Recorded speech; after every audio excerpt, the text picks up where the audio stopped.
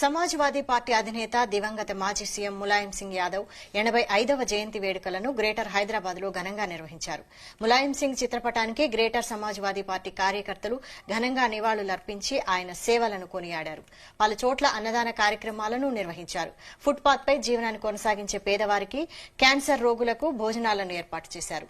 Party జాతీయ అధ్యకుడు అఖిలేష్ యాదవ్ సారథ్యంలో దేశంలో సమాజ్వాదీ పార్టీ అన్ని వర్గాల ప్రజలకు సముచిత స్థానం కల్పించేలా ముందుకు సాగుతుందని యువ నాయకుడు నిత్య కళ్యాణ్ అన్నారు.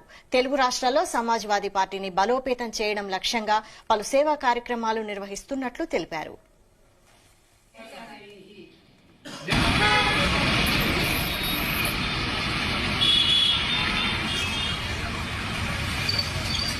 ఈరోజు సమాజ్వాదీ పార్టీ వ్యవస్థాపకులు స్వర్గీయ శ్రీ ములాయం సింగ్ యాదవ్ గారి 85వ జయంతి సందర్భంగా పేదలు మరియు క్యాన్సర్ రోగులకు ఉచిత అన్నదాన శిబిరం కార్యక్రమం చేపట్టాము.